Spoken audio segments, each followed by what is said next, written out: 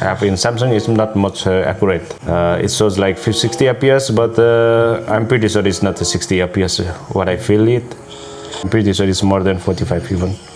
If I touch here, like in the outer temperature is like 42 around. For it's like 45. So I'm pretty sure its CPU power is more than 45 degrees Celsius. In Samsung inbuilt, it's not accurate. Bruh. What's up guys, in this video I'm gonna show you the Genshin Impact gaming on this device. In this video I will check it out how the Genshin Impact is run in this device. Of course this is a Galaxy Fold5 and it's running Snapdragon latest Gen 2. For Samsung devices it's a little overclocked version than the regular Gen 2, so it should be a little faster, right? Better theoretically. Of course it's it's the really great device. I don't know, someone who complains this narrow front screen, to be honest I really like it. It makes it very compact than having a wider heavy device, right? And then when it's unfold, it's really the perfect gaming tablet. I've been playing in this device for a long time.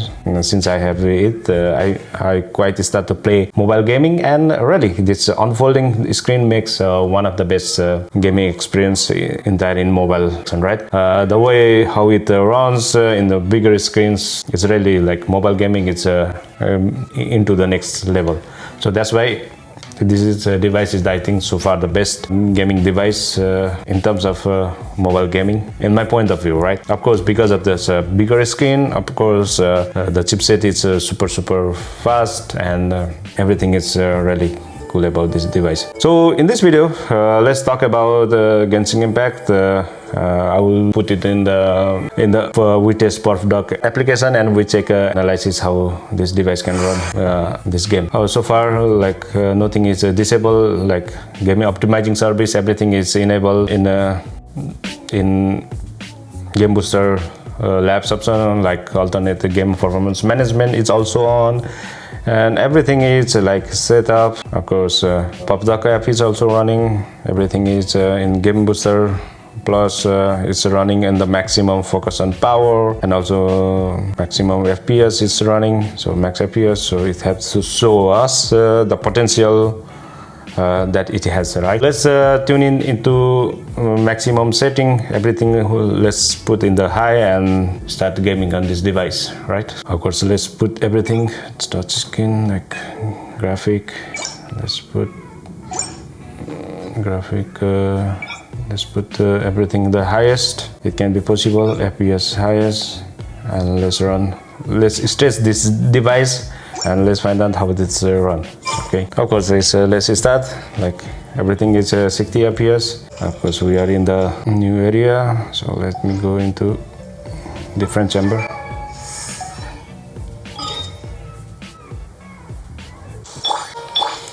Let's pick up my favorite.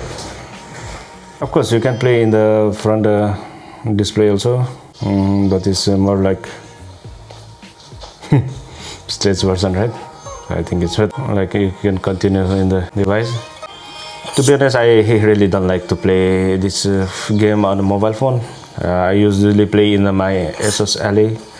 It's more like graphic wise, it's more better over there, right? So it's for me like this touching screen is like it's kind of like, I don't know, it's kind of different feelings.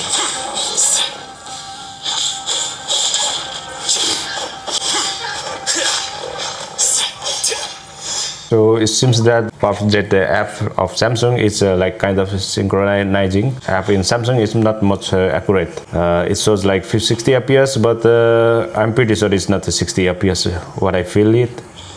It's more like as you can see in the counter, it's around the 51, 52, and I'm suppose it's the same. I don't think so. It's 60 fps, right? It shows that like 96% of CPU power is using, and 30% of RAM. The device temperature is about CPU temperature is about 45 degrees Celsius. And I think it can be true, because I can feel this part is a little warmer.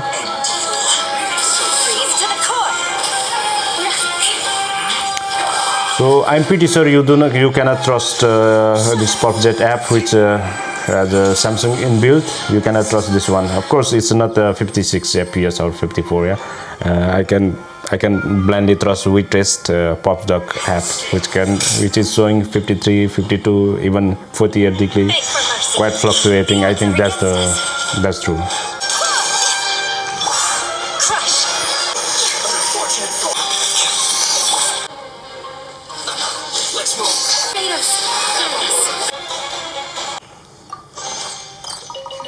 So I think you shouldn't play this game on very highest graphic. Game is feeling very choppy. I guess like medium is more quite of optimal to play this game.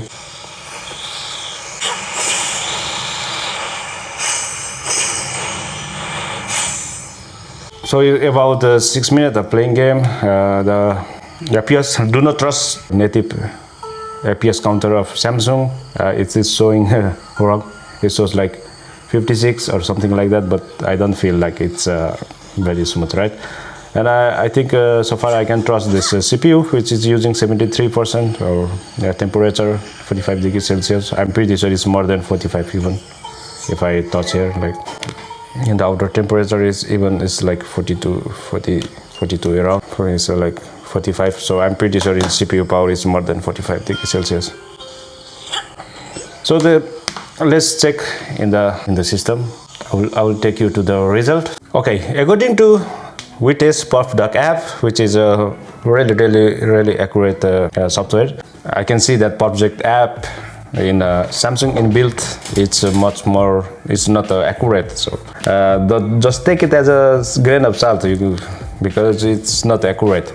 In the WeTest PerfDog app, the average FPS is 45.1 FPS according to 7 minutes of gaming.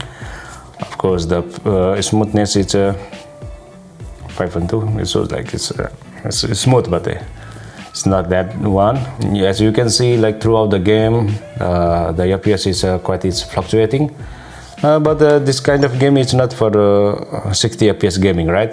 I think the more smoothness you can find even in 30 FPS. But the way you touch in the small screen, I'm pretty sure like 60 FPS is really good. But you can set it at 45 FPS. You can even play in 30 FPS, but once you play in 60 FPS, you cannot go back to 30 FPS, right?